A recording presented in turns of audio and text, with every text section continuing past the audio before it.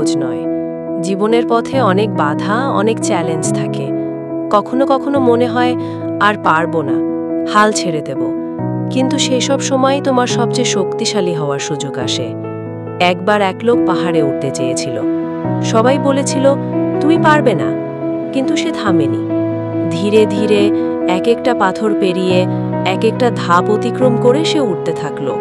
অনেকবার পড়ে গেল, কিন্তু উঠে দাঁড়িয়ে আবার শুরু করলো। শেষ পর্যন্ত সে পৌঁছেছিল চূড়ায়। তখন সবাই অবাক হয়ে বলল, তুমি সত্যিই পেরেছ। তুমি হয়তো ভেবেছ তোমার স্বপ্ন অনেক বড়, কিন্তু তুমি ছোট। তুমি হয়তো ভেবেছ তোমার চারপাশের মানুষ তোমাকে বোঝে না, কিন্তু ভুল করো না। তোমার ভেতরে এমন শক্তি আছে যা তুমি কল্পনাও করতে পারো না। চাপের মধ্যেই হীরের জন্ম হয়, ঝড়ের মধ্যেই যোদ্ধা গড়ে ওঠে। তাই ভয় পাওয়া বা হাল ছেড়ে দেওয়া মানে নয় যে তুমি হারিয়ে গেছো। এটা মানে তোমাকে আরো শক্তিশালী হতে হবে।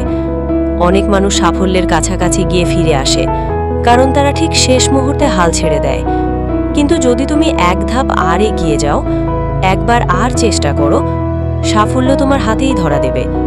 তোমার কাজ হলো এগিয়ে যাওয়া, প্রতিদিন একটু একটু করে উন্নতি করা। ভুল করলেও ভয় পাওয়া চলবে না, কারণ সাফল্যের পথ ভুলের মধ্য দিয়েও তৈরি হয়। তুমি যদি সত্যি মন থেকে চাও, চেষ্টা করো, তাহলে সাফল্য শুধু সময়ের ব্যাপার। তাই নিজের প্রতি বিশ্বাস রাখো, তোমার স্বপ্নের দিকে বিশ্বাসের চোখে তাকাও। কারণ তোমার সেরাটা এখনো আসেনি, তোমার জীবনের সেরা দিনগুলো এখনো অপেক্ষা করছে। এই যাত্রায় কখনো হাল ছেড়ো না, কারণ তুমি যতটা ভাবো তার চেয়ে অনেক বেশি শক্তিশালী।